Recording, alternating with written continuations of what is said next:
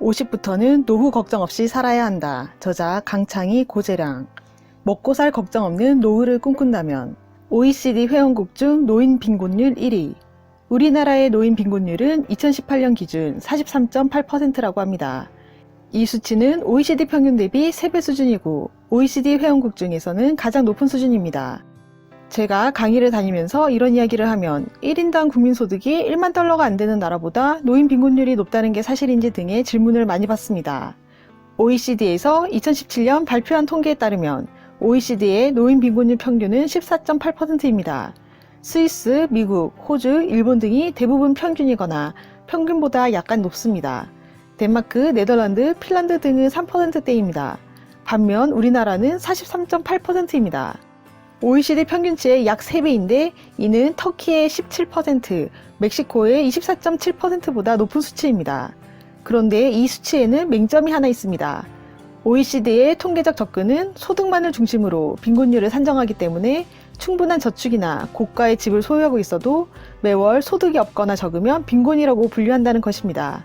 즉 시가 10억 원의 자가에 살고 있어도 월 소득이 150만 원이 안 되면 빈곤 노인으로 분류되는 것입니다. 노인들이 보유하고 있는 주택 가격을 고려하여 빈곤율을 계산해보면 20% 정도로 내려간다는 연구 결과도 있습니다. 그래도 여전히 평균인 14.8%에 비해 노인 빈곤율이 낮지 않은 편입니다. 노후 빈곤을 줄이기 위해서는 다음과 같은 노력이 필요합니다. 우선 인식의 전환입니다. 2018년 서울연구원 자료에 따르면 노후 준비를 하고 있다는 비중이 꾸준히 늘고는 있지만 하고 있지 않다는 비중도 43%나 됩니다. 생각들은 하고 있지만 행동으로 옮기는 사람이 절대 다수는 아니라는 것입니다.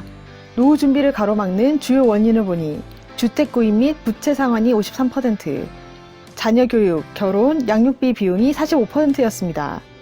그렇다면 선진국 노인들의 노후 주요 수입원은 무엇일까요? 선진국이라고 하면 노후 자금을 몇억 원씩 들고 있으리라고 생각하는 사람이 많겠지만 사실 그렇지 않습니다. 세상을 떠날 때까지 최소 생활비 정도를 공적, 사적 연금으로 확보합니다. 미국, 일본, 독일은 주 수입원이 연금인 노인의 비율이 60에서 90%를 차지합니다.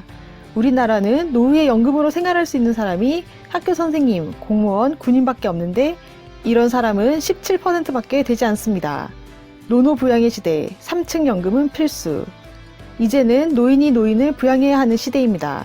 따라서 지금 재테크보다 더 중요한 것은 국민연금, 퇴직연금, 개인연금, 즉 3층 연금으로 노후에 최소 생활비를 받을 수 있도록 준비하는 것입니다. 우선 부부가 같이 국민연금에 가입하는 일부터 시작해야 합니다.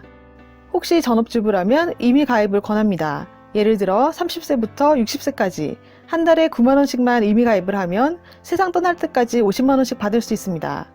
물가가 오르면 받는 액수도 물가 상승률과 연동하여 늘어납니다. 이렇게 부부 모두가 일찍부터 국민연금에만 가입해도 절대 굶을 염려는 없습니다. 그 다음 필요한 것이 퇴직연금 가입입니다. 100세 시대에는 이 3층 연금으로 최소 생활비를 확보하는 게 제일 중요합니다. IRP 계좌 알뜰히 활용하는 법. 퇴직연금 유형 중에 하나인 개인형 퇴직연금 IRP 활용법을 소개하겠습니다. 지난 2년 동안 IRP 계좌 적립금은 29%에서 30% 증가했습니다. 그만큼 관심이 쏠리고 있다는 증거입니다. IRP 계좌 가입수와 적립금 총액이 늘어난 데에서는 여러 가지 이유가 있습니다. 가입 대상이 확대됐기 때문입니다.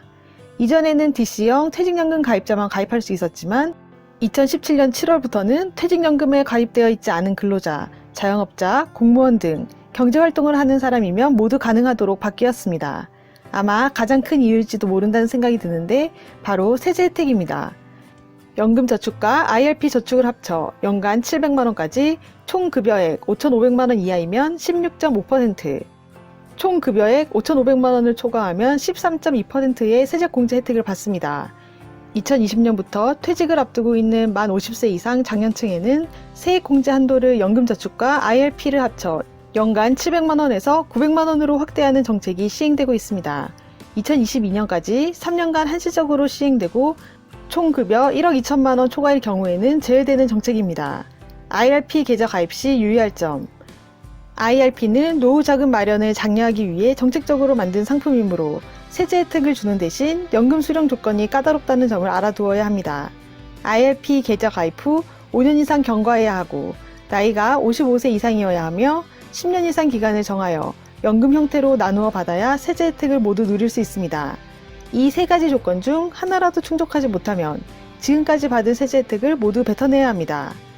IRP는 노후 대비 장기 금융 상품이라는 생각으로 꾸준히 유지할 각오가 되어 있는 사람, 고소득자로 세제 혜택이 필요한 사람, 젊은 시절부터 매월 소액을 적립식으로 모아 3층 연금을 쌓아가겠다는 사람에게 적합한 상품입니다.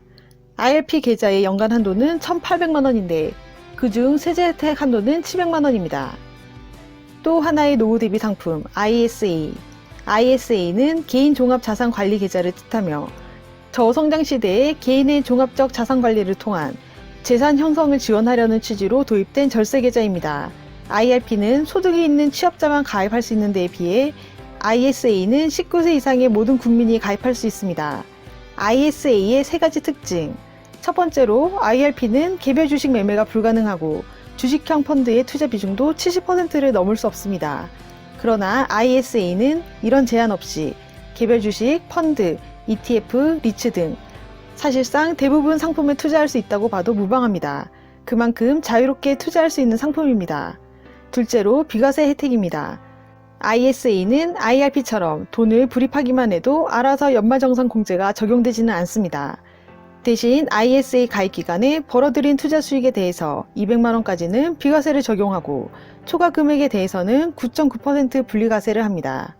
일반 계좌의 배당 소득세율 15.4%에 비해 낮은 편이니 좋은 세제 혜택이라고 할 수 있습니다. 게다가 근로소득이 5천만원 이하이거나 종합소득이 3,500만원 이하인 경우에는 서민형 ISA 가입이 가능합니다. 서민형 ISA는 순이익 400만원까지 비과세 해주기 때문에 세제 혜택이 더 커집니다. 그 대신 2021년 기준으로 의무적으로 3년 이상 가입해야 하며 3년 후 만기가 되면 해지해도 되고 연장을 해도 됩니다. 의무 가입 기간 3년을 채우지 못하고 해지할 경우에는 세제 혜택을 받지 못합니다. ISA는 한 사람당 모든 금융기관을 통틀어서 하나의 금융기관에 단 하나만 만들 수 있고 매년 2천만원, 5년간 1억원 한도가 있습니다. 책 50부터는 노후 걱정 없이 살아야 한다. 저자 강창희 고재량. 이 책에서는 퇴직 전후에 있는 분들은 물론 30, 40대부터 후반 인생을 염두에 두고 생애 설계와 자산 관리를 시작하려는 분들께 저자 나름의 준비 방법을 제시합니다. 풍요로운 노후를 준비하기 위해 가장 확실한 노후 대비는 평생 현역임을 강조하며 퇴직 후 12만 시간을 어떻게 보낼 것인지 창직의 사례를 들어 알려줍니다. 또한 저성장, 저금리 시대에 금융자산을 어떻게 운용해야 하는지, 생애 주기별 포트폴리오 짜는 방법, 재테크보다 더 중요한 3층 연금 쌓는 방법과 노후 대비 상품인 퇴직연금, TDF 등의 활용 방법이 자세히 안내되어 있습니다. 노후 준비의 새로운 패러다임 속에서 당신은 어떻게 살아남을 것인가에 대해 자세한 내용이 궁금하신 분들은 이 책을 읽어보시길 권해드립니다. 부연책방이었습니다. 감사합니다.